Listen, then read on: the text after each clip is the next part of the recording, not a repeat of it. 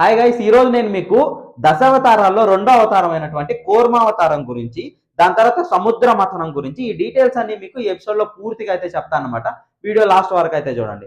So first ఏం జరుగుతుంది అని అంటే, అసలు ఈ క్షీరసాగర మథనం కానీ ఇవన్నీ చేయడానికి గల కారణం ఏంటి అని ముందుగా మనం ఆలోచిస్తే, ఎప్పుడు ఉండే కారణమే అన్నమాట. రాక్షసులకి దేవతలకి మధ్య యుద్ధం జరుగుతుంది.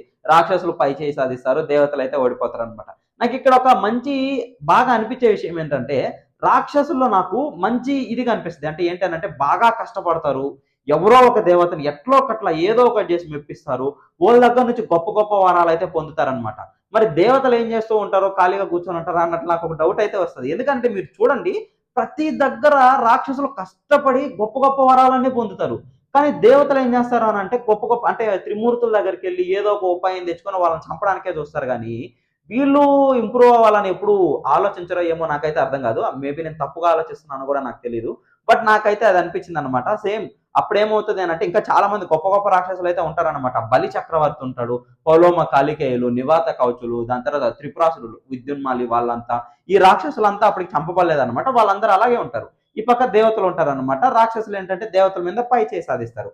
సో ఓడిపోయిన తర్వాత దేవతలు ఏం చేయాలో అర్థం కాక బ్రహ్మదేవుడి దగ్గరికి అయితే వెళ్తారనమాట. అప్పుడు ఏమవుతుందంటే, బ్రహ్మదేవుడు ఏం చేస్తాడంటే దీనికి ఒక శాశ్వత పరిష్కారం కావాలి అన్నట్లుగా బ్రహ్మదేవుడు ఏం చేస్తాడంటే దేవతలందరినీ తీసుకునేసేసి శ్రీ మహావిష్ణువు దగ్గరికి అయితే వెళ్తారు. అప్పుడు శ్రీ మహావిష్ణువు ప్రత్యక్షమై వాళ్ళందరికీ ఏం చెప్తాడు అనంటే శాశ్వత పరిష్కారం చెప్తాడు. ఏంటి అనంటే అమృతం గురించి అయితే చెప్తాడనమాట. ఇలాగా క్షీరసాగరం అయితే ఉంది, దానికైతే మీరు మందార పర్వతం కూడా ఉంది, దాన్ని పెక్కలించి తీసుకొని వచ్చి క్షీరసాగర మథనం అయితే చేయండి. అప్పుడు మీకు కావాల్సిన అమృతం అయితే వస్తుంది, దానివల్ల మీకు చావు ఉండదు అన్నట్లయితే శ్రీ మహావిష్ణువు అయితే ఒక సొల్యూషన్ అయితే ఇస్తాడనమాట. అప్పుడు మహాదేవుడు కూడా ఉంటాడనమాట అక్కడ. దాని తర్వాత వాళ్ళందరూ ఎవరి పాటికి వాళ్ళు అయితే వెళ్ళిపోతారు అనమాట. సో ఇక్కడ మళ్ళీ ఇంకోటి ఏంటి అని అంటే, శ్రీ మహావిష్ణువు ఇంకొక చిన్న ఐడియా కూడా చెప్తాడు. ఏంటి అని అంటే, మీరొక్కరే సరిపోరు క్షీరసాగర మదనానికి, మీకు రాక్షసుల సహాయం కూడా కావాలి. కాబట్టి మీరు వాళ్ళ దగ్గరికి వెళ్ళి కొంచెం మంచిగా మెలగండి, వాళ్ళని ఫ్రెండ్స్ లాగా చేసుకోండి. దాని తర్వాత మీరందరూ కలిసి వచ్చి అప్పుడు చేయండి, అప్పుడు మాత్రమే సాధ్యం అన్నట్లుగా అయితే చెప్తారనమాట. సో వాళ్ళందరూ ఏం చేస్తారనంటే బలి చక్రవర్తికి దగ్గరికి వెళ్ళి వాళ్ళకి ఎలా అంటే ఇక లొంగిపోయినట్లుగా అయిపోయేసేసి, ఇక నుంచి మనం అందరం కలిసి ఉందాము అన్నట్లుగా ఇక ఇంద్రుడు వీళ్ళందరూ మాట్లాడేసేసి మనందరికీ ఒకటే రాజు ఎవరనంటే బలి చక్రవర్తి అన్నట్లుగా అయితే చెప్తారనమాట. కానీ బలి చక్రవర్తి కొంచెం గొప్పవాడు, మంచివాడు అనమాట. ఏం చేస్తాడంటే ఇలా లొంగిపోవడానికి లేదనంటే శరణార్థుల్లాగా వచ్చినటువంటి ఈ దేవతల్ని మనం చంపడం ఉచితం కాదు అని చెప్పి ఎంతో మంది రాక్షసులను అయితే తను ఆపేసేస్తాడు అనమాట. దాని తర్వాత వాళ్ళు వీళ్ళతో పాటే కలిసి ఉంటారు అనమాట, రాక్షసులతో పాటే దేవతలు కూడా. దాని తర్వాత ఈ విషయాన్ని అయితే తీసుకొస్తారనమాట. ఏంటి అని అంటే, ఇలాగా అమృతం ఉంది, అది కానీ మనం కానీ సంపాదిస్తే మనం అందరం సుఖంగా ఉండొచ్చు అన్నట్లయితే దేవతలు అయితే రాక్షసులకు చెప్తారు. అప్పుడు ఏమవుతుంది అంటే రాక్షసులు కూడా దానికి ఓకే అనుకుంటారు అనమాట. దాని తర్వాత ఇంక అందరూ కలిసి వెళ్తారనమాట. వెళ్ళి మందార పర్వతం, చాలా పెద్ద పర్వతం అనమాట అది. ఆ మందార పర్వతం కింద రాళ్ళన్నిటిని చెక్కి కిందంతా అంటే ఆ బేస్ అంతటిని తీసేసి ఆ మందార పర్వతాన్ని వాళ్ళందరూ దేవతలందరూ పట్టుకొని మోసుకొస్తూ ఉంటారు అనమాట. వాళ్ళ దగ్గరకు వచ్చి ఏమవుతుందంటే ఆ మందార పర్వతం మళ్ళీ వాళ్ళ మీద పడిపోయి కొంతమంది దేవతలు అయితే చచ్చిపోతారంట.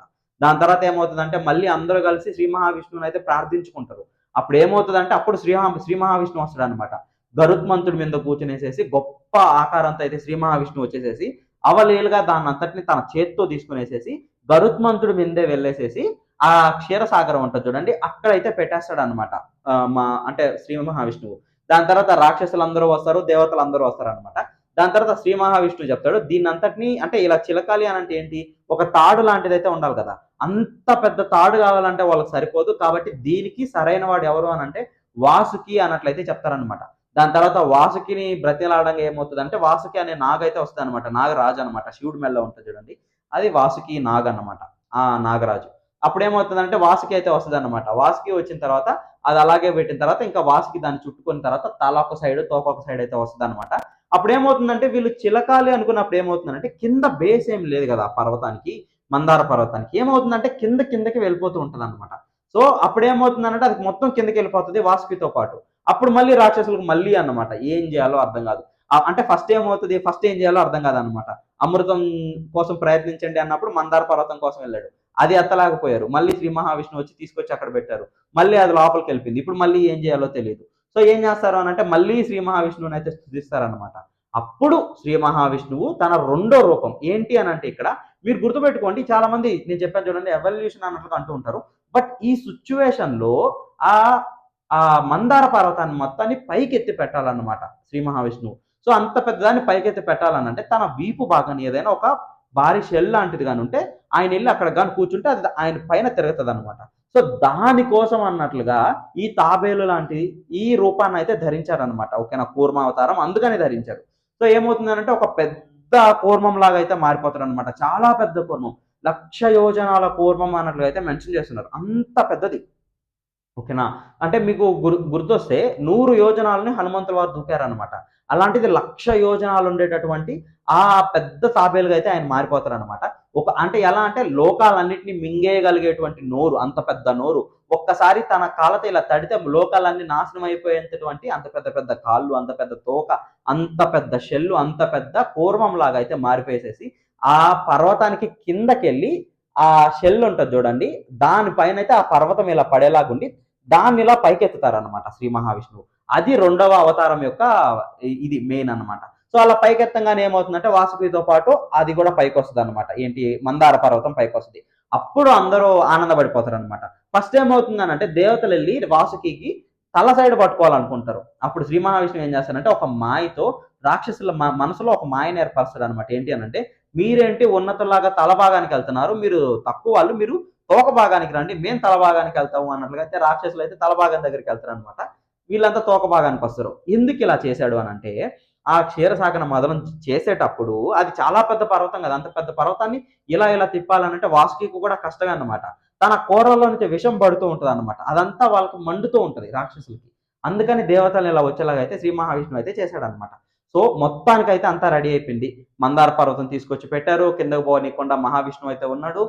వాళ్ళకి కావాల్సిన వాసుకి అయితే వచ్చింది. ఈ పక్క రాక్షసులు అయితే తల భాగంలో ఉన్నారు. ఈ పక్క తోక భాగంలో అయితే దేవతలు అయితే ఉన్నారనమాట. అంతా రెడీ అయిపోయిందనమాట.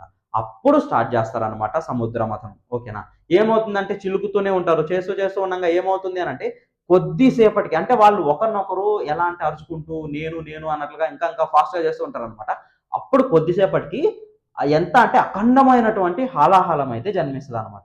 అది ఎలా ఉంటది అనంటే సెకండ్స్‌లో పెద్దదైపోతూ ఉంటదనమాట. పెద్ద పెద్దది. ఎంత వేడి వస్తది అనంటే ఆ వేడికి చుట్టుపక్కలుండే చెట్లు అవన్నీ అంటే మసైపోతాయన్నమాట. దాని దగ్గరుండే ఆ విష ప్రభావం వల్ల ఎన్నో లతలు ఇవన్నీ ఒక్కసారిగా ఎండిపోతాయన్నమాట. ఆ చుట్టుపక్కలుండే ఎన్నో జంతువులన్నీ చనిపోతూ ఉంటాయన్నమాట. పెద్ద పెద్దయన్నీ ఉంటాయి చూడు గోళాలు, ఇవన్నీ ఒక్కసారిగా భస్మైపోతూ ఉంటాయన్నమాట. ఆ హాలాహలం ఎంత పెద్దదైపోద్దంటే చూడంగానే ప్రపంచం అంతా అన్ని దిక్కులు అన్ని వైపులా ఆ హాలాహలమే అన్నట్లు అయిపోతదనమాట. అదంతా దేవతల మీదకి కూడా వస్తూ ఉంటదనమాట. ఆ హాలాహలాన్ని చూసి భయపడి ఏం చేయాలో అర్థం గాక అందరూ దేవీ దేవతలు బ్రహ్మదేవుడు వీళ్ళందరితో సహా ఎవరి దగ్గరికెళ్తారనంటే మహాదేవుడి దగ్గరికైతే వెళ్తారనమాట. అలా మహాదేవుడి దగ్గరికెళ్ళి మహాదేవుడిని స్తుతించి ఇలా ఇలా అన్ని రకాలుగా పొగిడి దాని తర్వాత విషయం చెప్తారనమాట. ఇలా మేము సముద్ర మథనం చేస్తున్నప్పుడు అఖండమైనటువంటి హాలాహలం అయితే పుట్టుకొచ్చింది. అది ఏమవుతుందంటే అన్ని దిక్కుల అదే వ్యాపించేసి విశ్వం అంతా అదే అయిపోయింది. మొత్తం అన్ని చరాచర జీవరాశులన్నిటిని అదే నాశనం చేసేస్తుంది. మీరు ఎలాగైనా మమ్మల్ని కాపాడాలి అన్నట్లుగా అయితే అడుగుతారనమాట. అప్పుడు మహాదేవుడు ఏం చేస్తాడంటే పార్వతీదేవి సైడ్ చూసి ఆ విషయాన్ని చెప్పి తాను వెళ్ళాలి అన్నట్లుగా అయితే చెప్తాడనమాట. ఇక్కడ ఏంటి అనంటే ఒకటి ఆలోచించండి. పుట్టింది గొప్ప హాలాహలం అని తెలుసు. వెళ్ళేది తన భర్త అని తెలుసు.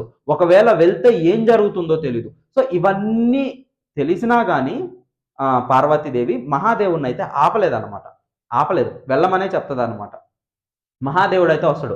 అంత పెద్ద అఖండమైనటువంటి ఆ హాలాహలాన్ని మొత్తాన్ని కుదించి అంటే దగ్గరికి జరిపి ఒక చిన్న ఇంత దగ్గర దాకా జరిపి ఒక చిన్న నేరేడు పండులాగా అయితే దాన్ని చేస్తాడనమాట. అంత దగ్గరకైతే ఇలా జరిపేస్తాడనమాట. జరిపేసేసి ఆ హాలాహలాన్ని మొత్తాన్ని ఒక నేరేడు పండు అంతటి సైజులో అయితే తీసుకుంటాడనమాట.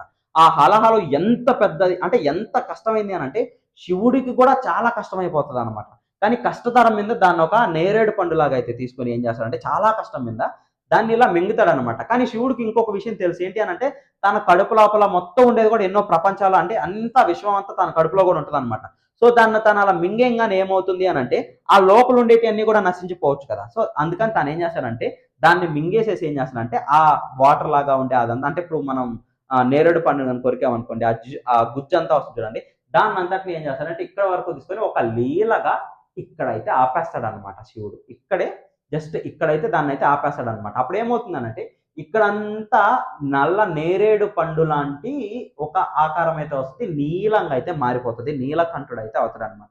సో అలా ఒక గొప్ప లీలతో ఆ హాలాహలాన్ని మొత్తాన్ని తానే తీసుకొని తన ఇక్కడ కంఠం దగ్గర అయితే మహాదేవుడు అయితే దాపెట్టాడు అనమాట. అది ఇక్కడ కిందకి వెళ్దు ముందుకి రాదనమాట. దాని తర్వాత ఇక్కడ ఒక చిన్న స్టోరీ ఏంటి అని అంటే ఆ హాలాహలాన్ని ఎంతో మంది సర్పాలు కూడా తాగాయి అని చెప్పి అందుకని సర్పాలకి ఆ విషయం అయితే వస్తుంది అన్నట్టుగా అయితే కొన్ని కథలు అయితే ఉన్నాయి. సో బుక్లో అయితే అదంతా ప్రాపర్గా మెన్షన్ చేయలేదు. మహాదేవుడే మొత్తాన్ని తాగినట్లుగా అయితే రాసి పెట్టింది అనమాట. దాని తర్వాత ఏం జరుగుతుంది అని అంటే ఇక వాళ్ళకి కావాల్సిన హాలాహల బెడద అయితే పోయిందనమాట. మళ్ళీ మొదలు పెడతారనమాట.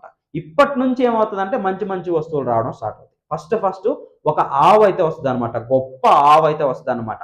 సో ఏమవుతుందంటే కామధేను అన్నట్లయితే అంటారు. దాని తర్వాత ఏమవుతుందంటే ఇంద్రుడు ఏం చేస్తాడు అంటే దాన్ని అయితే తీసుకుంటారు. అంటే దేవతలు అయితే తీసుకుంటారు అనమాట.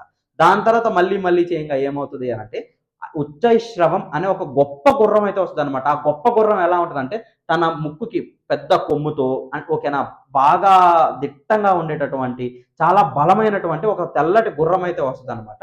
ఆ ఉచ్చైశ్రవం వస్తుంది. దాన్ని అయితే బలి చక్రవర్తి అయితే తీసుకుంటాడు అనమాట. దాని తర్వాత ఏమవుతుంది మళ్ళీ చిలగ్గా ఏమవుతుంది అంటే ఐరావతం అయితే వస్తుంది అనమాట. మామూలుగా అయితే ఏనుగు 2 కొమ్ములు ఉంటాయి. దానికి 4 కొమ్ములతో ఐరావతం అయితే వస్తుంది అనమాట. అదైతే మళ్ళీ దేవతలే తీసేసుకుంటారు. దాని తర్వాత ఏమవుతుంది అంటే కల్ప వృక్షం అయితే వస్తుంది. ఎప్పుడూ పూస్తూనే ఉంటది అనమాట కల్ప వృక్షం. ఆ వృక్షాన్ని కూడా దేవతలు అయితే తీసేసుకుంటారనమాట. కల్ప వృక్షం తర్వాత ఏమవుతుందంటే అప్సరసలు అయితే పుడతారనమాట.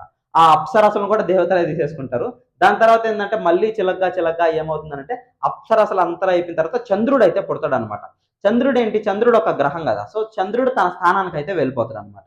మళ్ళీ చిలగ్గా ఏమవుతుందనంటే లక్ష్మీదేవి అయితే పుడుతుంది అనమాట. అప్పుడు లక్ష్మీదేవి ఏమవుతుందనంటే తను అలా బయటికి రాగానే అంటే ఇంకా చాలా అయితే మెన్షన్ చేస్తున్నారు అన్నమాట బుక్ లో. ఆమెకి స్నానాలన్నీ అవి ఇవి చేపిస్తారనమాట. ఆమెను అందరూ మొక్కుతారనమాట. ఆమె భర్త ఎవరు కావాలో ఆమెనే సెలెక్ట్ చేసుకోమన్నట్లు అయితే చెప్తారనమాట. ఒక్క శ్రీ మహావిష్ణువు తప్ప మిగతా అందరూ చాలా ఇంట్రెస్టింగ్ అయితే చూస్తూ ఉంటారు అనమాట ఆమెని. తర్వాత ఆమె ఏం చేస్తానంటే ఎవరిని కాదనకుండా ఈయనే నాకు భర్త అన్నట్లుగా శ్రీ మహావిష్ణువు దగ్గరికి అయితే వెళ్తుంది అన్నట్లుగా అయితే రాసింది అనమాట. సో అలాగైతే లక్ష్మీదేవి అయితే పుడుతుంది అనమాట. దాని తర్వాత వారుని అయితే పుడుతుంది అనమాట. ఎవరి వారుని అని మనం కానీ ఆలోచిస్తే మనకి ప్రతి దానికి ఒక్కొక్క దేవత ఉంటుంది అనమాట. ధనానికి దేవత వచ్చేసేసి లక్ష్మీదేవి, చదువుకు దేవత వచ్చి సరస్వతీదేవి, అలాగే సురాపానం ఈ వైను ఇదంతా ఉంటుంది చూడండి, వాటి దేవత వచ్చేసేసి ఎవరు అని అంటే వారుని అన్నమాట. సో ఏమవుతుంది అంటే ఇలా వారుని పుట్టంగానే ఏమవుతుంది అని అంటే అంటే రాక్షసులంతా వారుని అయితే తీసేసుకుంటారు అనమాట. ఓకేనా. దాని తర్వాత ఏమవుతుందంటే తన్వంతరి అనే ఒక ఆయన అయితే పుడతాడు అనమాట. ఆయన వైద్యుడు అనమాట. ఆయన చేతిలో ఒక కలశం అయితే ఉంటుంది. అదే అమృతం. అప్పుడు లాస్ట్ లో అయితే అమృతం అయితే పుడుతుంది అనమాట. సో ఇక్కడ ఏమవుతుందంటే ఇక్కడ కూడా రాక్షసులు అయితే గొప్ప పని చేస్తారు. అలా అమృతం వచ్చిందా లేదా దాన్ని తీసుకొని పారిపోతారు అనమాట. దేవతలు మళ్ళీ ఏం చేయలేరు. మళ్ళీ అక్కడే ఉండిపోతారు. ఇంకా ఏం చేయాలో అర్థం కాక రాక్షసులు దాన్ని తీసుకెళ్ళిపోయారు కదా. మళ్ళీ ఏం చేయాలో అర్థం కాక మళ్ళీ శ్రీ మహావిష్ణువు దగ్గరికి అయితే పోతారు అనమాట. దాని తర్వాత శ్రీ మహావిష్ణువు మోహిని అవతారం ఇచ్చేసేసి దాన్ని అయితే తీసుకొస్తాడు. దాని తర్వాత ఇంకా చాలా స్టోరీలు అయితే ఉన్నాయి అన్నమాట వాటి గురించి.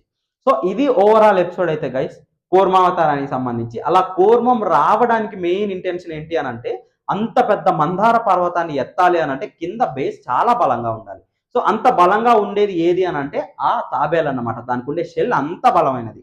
అందుకని 1,00,000 యోజనాలు ఉండేటటువంటి పెద్ద తాబేలుగా అయితే శ్రీ మహావిష్ణువు అయితే మారిపోయి ఆ మందార పర్వత భారాన్ని మొత్తాన్ని తానే మోస్తాడనమాట. సో అప్పుడు మాత్రమే ఈ సముద్ర మథన ఇదైతే సాగుతుంది అనమాట. ఆ ఒక్కసారికి మాత్రం అమృతం కోసం అయితే శ్రీ మహావిష్ణువు అయితే వచ్చి దాన్ని అయితే చేసి ఆ మిగతా కథ అంతటిని నడిపిస్తాడనమాట.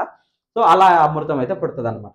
దీంట్లో నేను అక్కడక్కడ అబ్జర్వ్ చేసిన కొన్ని చిన్న డీటెయిల్స్ ఏంటి అని అంటే నేను మహాభారతంలో కొంచెం వేరుగా చదువుతున్నప్పుడు అర్జునుడికి మహాదేవుడు బ్రహ్మశిరాస్త్రం అయితే ఇస్తాడు. ఈ బ్రహ్మశిరాస్త్రం వచ్చి సముద్ర మథనం జరుగుతున్నప్పుడు బయటకు వచ్చింది అన్నట్లయితే నేను ఒక దగ్గర అయితే చదివాను అనమాట. బట్ ఈ బుక్ లో చదివేటప్పుడు మాత్రం ఆ బ్రహ్మశిరాస్త్రం గురించి అయితే ఎక్కడా మెన్షన్ చేయలేదు. మేబీ అది చిన్నదని మెన్షన్ చేయలేదు, లేదనంటే అది నిజంగానే లేదు, ఆ బుక్ లో రాంగ్ గా రాశారు, లేదనంటే ఇది చిన్న విషయాలు ఎందుకు మెన్షన్ చేయడం అని చేయలేదు అయితే నాకైతే తెలియదు.